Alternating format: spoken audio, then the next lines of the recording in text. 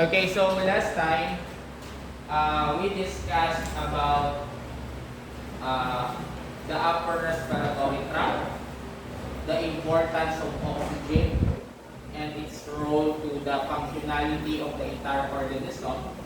So this time, we will be discussing the lower respiratory tract, and we will understand how this part of your respiratory system, okay, facilitates the extraction of the oxygen from the atmosphere. Okay, are you with me? Now, what are the lower respiratory tract? Could you check if it's recording? Okay, so the lower respiratory tract includes your trachea, okay, the main bronchi. If it's a singular, then it's bronchus. But since we have two bronchi, these are the tubes that leads to the left and the right lung, okay? So it's bronchi, no? And then number 3, lungs. So we will study later the structure of the lungs and what is that specific part there responsible for gas exchange. Okay.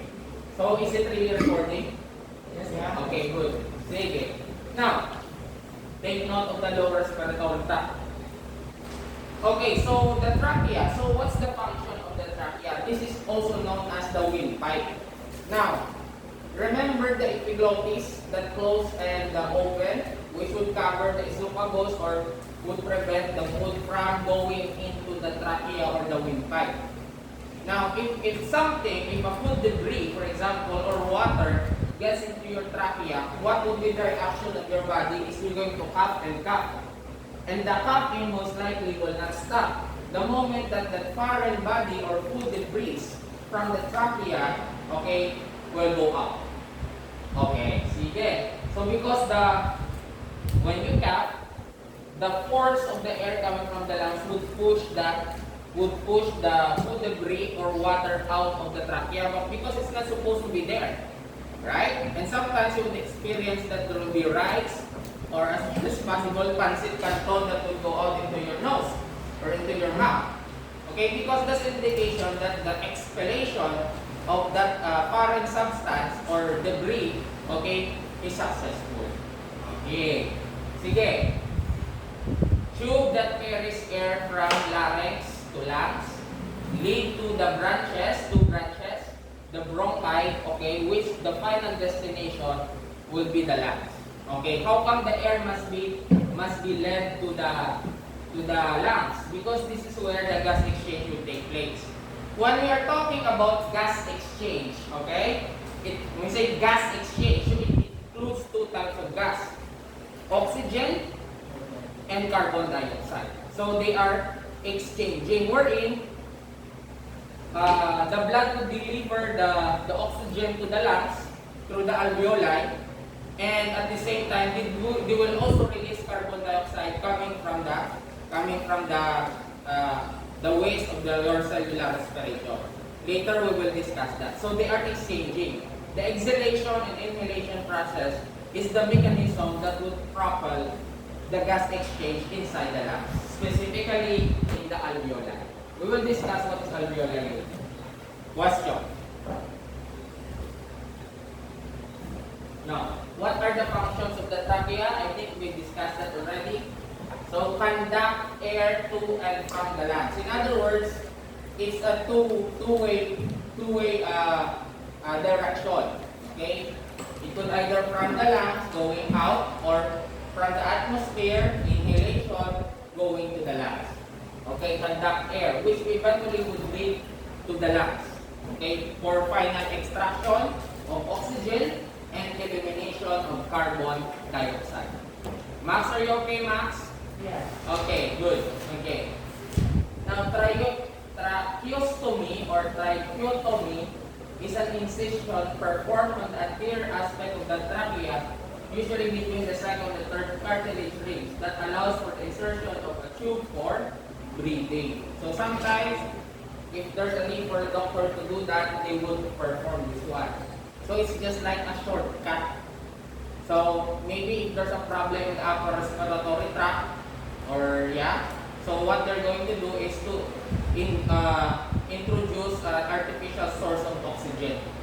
Okay, maybe if during operation, for example, no, I'm not so sure about it. Okay, so what is the bronchial tree? So you can see in a picture of your lungs, you would see like this. But if you're going to remove the tissue and then just retain the veins there, so it looks like a tree. That's why it's called a bronchial tree. Okay, just like a roots or an inverted tree. So this one, how come it's just like branching roots? What's the purpose of that? How come it's a branching root? What's the purpose? It's not only one big root. Why it has to be numerous and smaller? What's the purpose of that? Okay, have you heard the term surface area? Surface area. Okay. It simply means these are the part that is exposed. So the smaller, okay, and then branching, the more surface area. Now, how are you going to relate that to the function of the lungs? The more surface area, the more oxygen that it will be extracted, and at the same time, it facilitates better removal of carbon dioxide. Okay, so that's why it has to be, it must increase its surface area, and that's the reason how come they should be branching. Do you get my point? Okay, there is really strength in numbers. Go with stage 1. Okay, now the bronchial tree consists of bronchi, okay, which is the big tube, and then it is going to branch out into smaller tube, bronchioles, and at the tip of the bronchioles we have the alveoli. The alveoli, this is where gas exchange is taking place. Okay?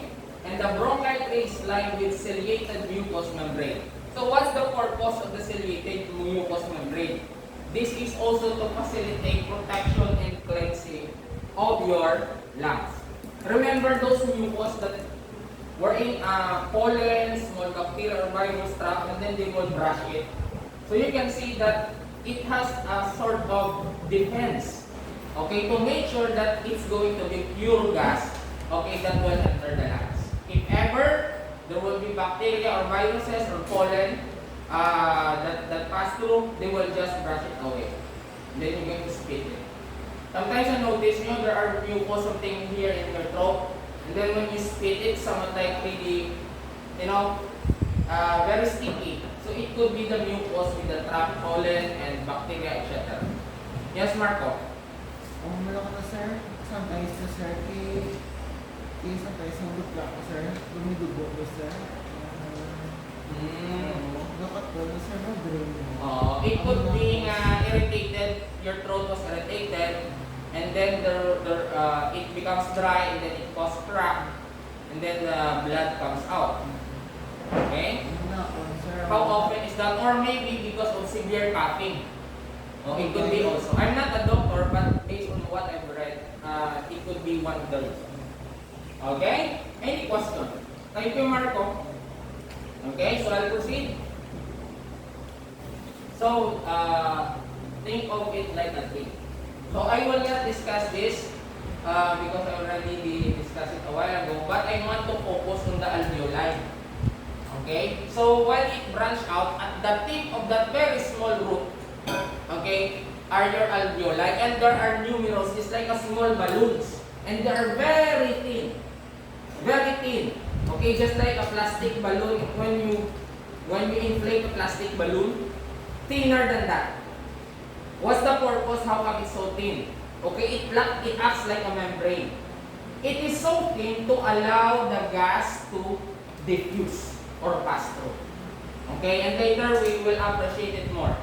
Okay, the appearance of your alveoli. So, this is the lungs, the windpipe, the bronchi, and then it branches out into bronchioles, and at the tip of the bronchioles, you have your alveoli. So you can see that it is small and numerous balloon-like structure. This one would also increase the surface area. So the more the alveoli, the more surface area, the more oxygen that will be extracted. Now, you'll be asking, sir, how come that the body increases the surface area, especially in the case of multi-celled organism? How come it must have more oxygen?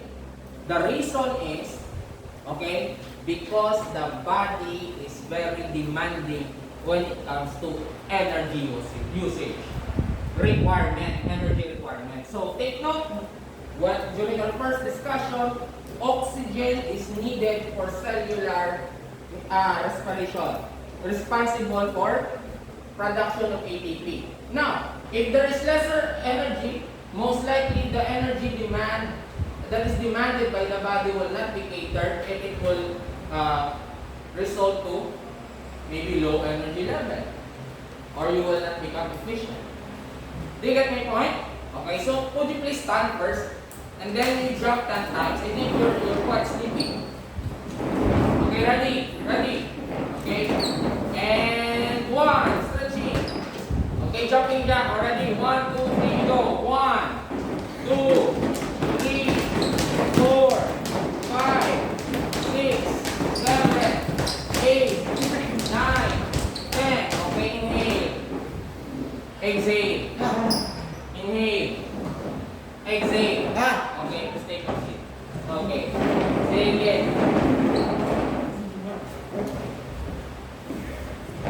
Okay. So, the main function of the lungs is, of course, to supply the body with oxygen. Okay. Now, and then, it's not only oxygen that will be introduced in the body, into the cell, but it would also eliminate carbon dioxide, okay, through the exhalation process. Okay, so that's why we have the so-called gas exchange. Sige. So, why does gas exchange only take place in the lungs and not in other body parts? Okay. So, this is the alveoli.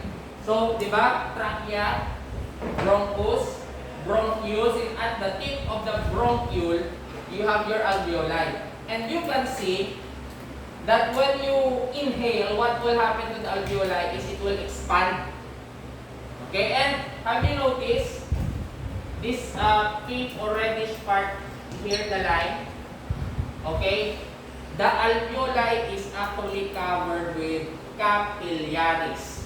It's a type of blood vessel that when you inhale oxygen, it will be